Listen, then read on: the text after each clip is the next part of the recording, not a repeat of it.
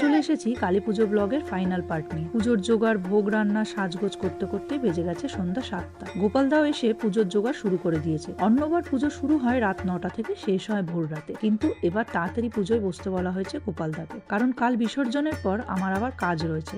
তাই রাত্রে যদি আমি একটু না ঘুমাই তাহলে কাজে গিয়ে একটু অসুবিধাই হবে। আর আমি থাকবো না, যেহেতু মায়েদের উপর কাজের প্রেশারও পড়বে খুব, তাই মায়েদেরও রেস্টের দরকার। সব ভেবে একটু আগেই পুজোয় বসা হয়েছে। তার মধ্যে এবার আবার প্রসেনজিৎ দারও শুট চলছে, তাই প্রসেনজিৎ দাও এসেছে রাত করে। এবার দিদিভাই এসেছে প্রথমবার আমার বাড়ির পুজোতে। সবাই আসতে শুরুও করে দিয়েছে এক এক করে। ছাদে পুজোর দায়িত্বে থাকি আমরা সবাই, আর বাকি নিচে খাওয়ার দায়িত্বে থাকে পিসিমণি। দেখতে দেখতে মায়ের চক্ষুদান শেষ হয়ে মায়ের আরতি শুরু হলো।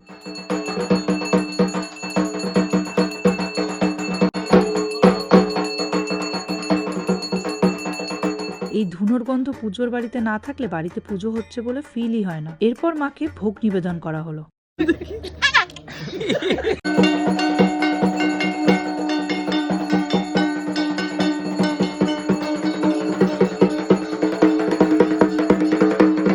হয় এটা আমার বাবারও তরকাটা, আমারও ভোগদান আর অঞ্জলি দেওয়ার পর শুরু হলো যজ্ঞের প্রস্তুতি। এবার আমি, জয় আর ম্যাডলি বসেছি যজ্ঞে। প্রসেনজিৎদার কাজ থাকায় পুজোয় বসতে পারিনি। তাও পুজো শেষ হতে হতে বেজে গেল রাত 2টো, আর সব কুচকাজ করে শুতে শুতে হয়ে গেল ভোর 4টে।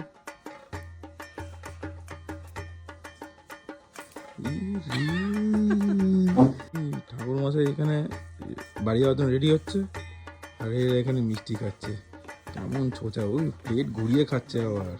সকাল 7টায় উঠে মাকে বিসর্জনের তোড়জোড় শুরু হয়ে গেল। আমি, ম্যাডলি, মানি, মা, কাকি সবাই একে একে বরণ করলাম মাকে। তারপর শুরু হলো সিঁদুর খেলা।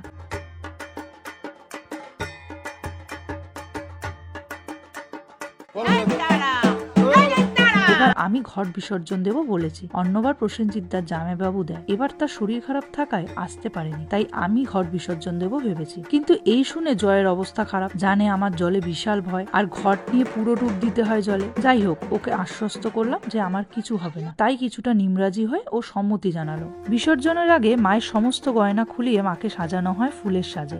আর সমস্ত সাজের মধ্যে মাকে এই সাজে দেখলে আমার গায়ে কাঁটা দিয়ে ওঠে। ঠাকুর নিয়ে চললাম গঙ্গার দিকে। ঠাকুর নামিয়ে শুরু হলো আমাদের ভাষা নিয়ে।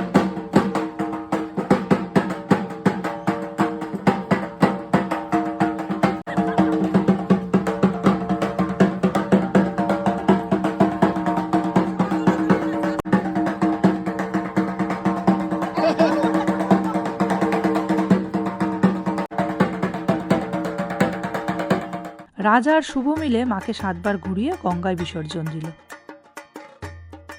সাথে আমিও ঘট নিয়ে ডুব দিয়ে উঠলাম। আবার 1 বছরের অপেক্ষা।